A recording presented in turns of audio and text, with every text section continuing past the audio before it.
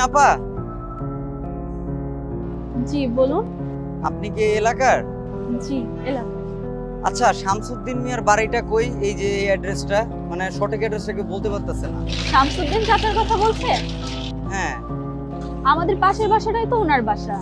এই তো আর 5 মিনিটের হাঁটার পথ। ও আচ্ছা, তাহলে উনি আপনার চাচা হয় নাকি? না, এমনি চাচা বলি। ও আচ্ছা, উনি তো আপনাদের পরিচিতই না? জি পরিচিত। যাক ভালো। দাঁড়াও, তোর মোবাইল বানিয়ে যা তাড়াতাড়ি দাও। আমার হাতের আংটি চুরি যা আছে তাড়াতাড়ি দাও।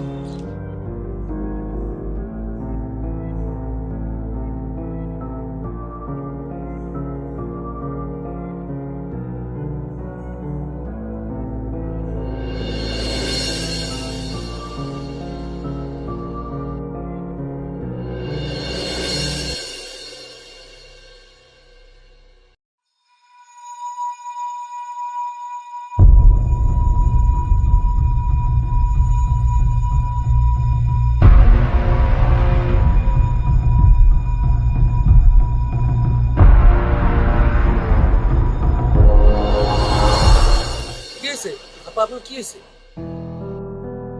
জাদু কইরা আমার সবকিছু নিয়ে গেছে।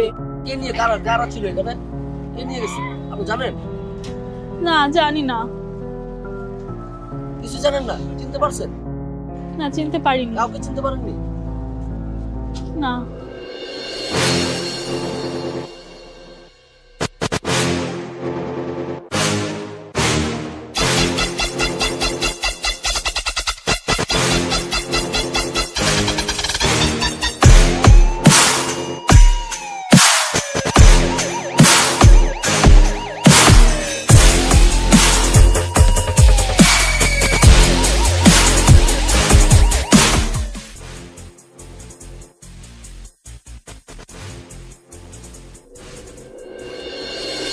এই কি হয়েছে এখানে?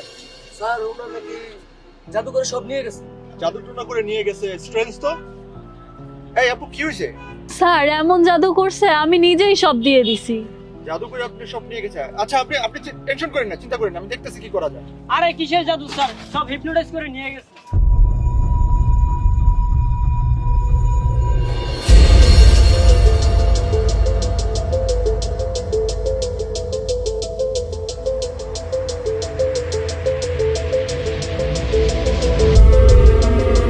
আচ্ছা শুনেন, ওই যে সামনে যে ঘটনাটা ঘটছে, হ্যাঁ ওইখানের ঘটনাটা তো আপনার সিসিটিভিতে দেখা যাচ্ছে। জি জি। তো আপনি কাইন্ডলি কিছুক্ষণ আগের ফুটেজটা একটু চালান, আমি ঘটনাটা দেখতে চাই কি হচ্ছে।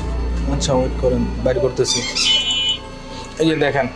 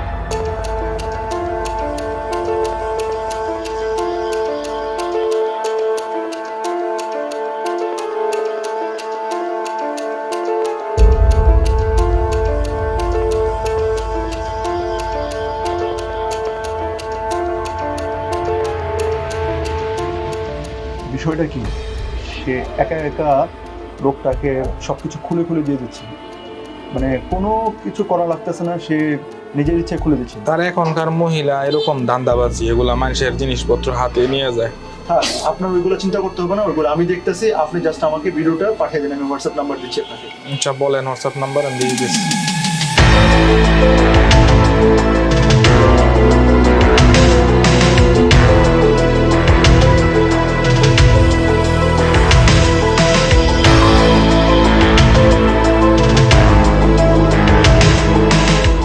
হ্যাঁ আজিজ, আমি তোমাকে একটা ভিডিও পাঠাইছি, বুঝছো?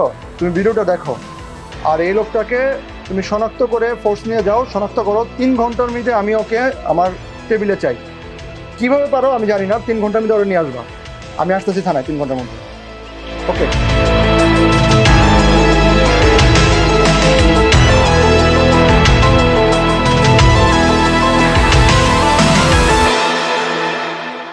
স্যার, ওর নাম রকি, জিজ্ঞাসা রুমে ওরা বসা রাখছি। ও একটা ম্যাজিক ম্যান, চলেন দেখি ওকে ম্যাজিক ম্যান।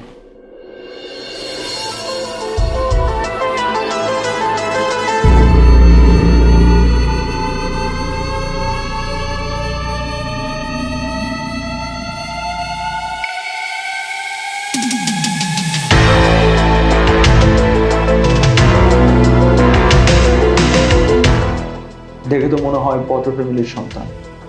তো দিনে দুপুর এগুলো কেন করিস? কেন করিস সেটার থেকে আমার বড় প্রশ্ন হচ্ছে তুই কিভাবে করিস। আর যতক্ষণ না পর্যন্ত আমি জানতে পারতেছি তুই কিভাবে করিস, ততক্ষণ না পর্যন্ত না আমার রাত্রে ঘুম হবে না। তো তুই দেরি না করিস, তাড়াতাড়ি বল। যাই বলে স্যার, আমার ফ্যামিলির ঘরে বলে স্যার, তারা জানলে অনেক কষ্ট করবে স্যার। ফ্যামিলির কথা যদি ভাবতেই তাহলে কেন এগুলো করিস? আমি যা করছি স্যার আমার ফ্যামিলির জন্যই করছি স্যার। আমি একটা মধ্যবিত্ত পরিবারের সন্তান। আমার ফ্যামিলিতে আমার মা থেকে তাকায় আছে, বয়স হয়েছে, লেখাপড়া করছে, কষ্ট আমি আমার বাবা মাকে কখনো কিছু দিতে পারি নাই। এই শহরে না স্যার শিক্ষার চাইতে অভিজ্ঞতার মূল্য অনেক বেশি।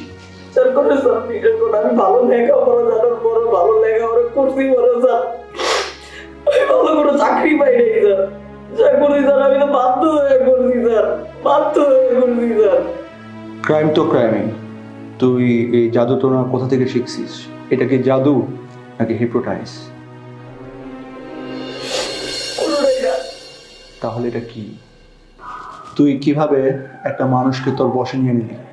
তুই যা চাচ্ছিস সে তাই করছে, এটা কিভাবে পসিবল? স্কোপলা মাইন্ড। স্কোপলোমান্ড, এটা আবার কি? এটা এক ধরনের ড্রাগস স্যার, এটাকে ডেভিস ব্রেথ বলা হয়। আমি যখন আপুর সাথে হাইটে জিতেছিলাম তখন এটা আমি আশেপাশের বাতাসে উড়াইয়া দিছি। এক্সকিউজ মি আপু, আপনি কি এই এলাকার? আর তখন এটা তার নিঃশ্বাসের সাথে মিশে গেছে, আর এই কারণে তার ব্রেন কিছু সময়ের জন্য কাজ করা বন্ধ করে দিছে। ওই অবস্থায় আমি তাকে না, যাকেই যা বলবো সে তাই করবে স্যার। আর যেহেতু এই প্রসেসিংটা অনেক ইজি, সে নিজেই যেহেতু দিয়ে দেয়, তাই মানুষ এটা কোনো সন্দেহ করে না স্যার। তাই আমি বাধ্য হয়ে এই অবস্থাটা আমি বাইছা নিয়েছি, এই পদ্ধতিটা বাইছা নিয়েছি। কি করবো স্যার, আমি তো করি।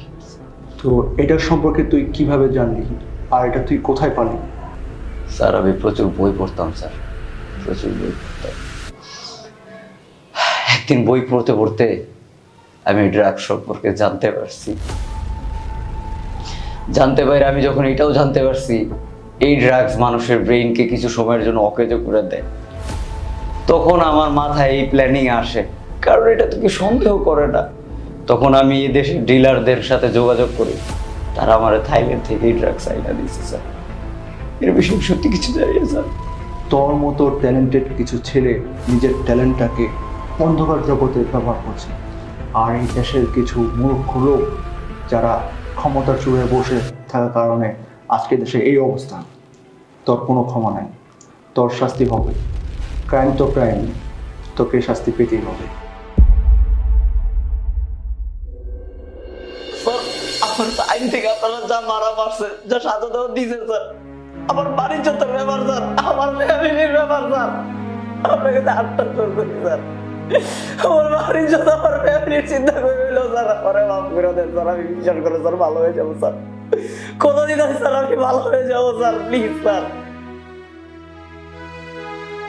আমি দুঃখিত, তোর ঘটনাটা আমাকে সংবাদ সম্মেলন করে সবাইকে জানাতে হবে, যাতে আমার দেশের জনগণ এই ধরনের সমস্যার আর সম্মুখীন না হয়, তারা এই ধরনের সমস্যা থেকে সমাধান যাতে সহজে পায়।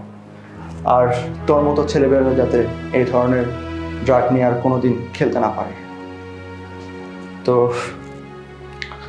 আজকে তোর জন্য তোর বাবা মার সমাজে সবার কাছে লজ্জিত হবে, প্রতিবেশী সবার কাছে লজ্জিত হবে। আমি দুঃখিত, এটাই তোর শাস্তি।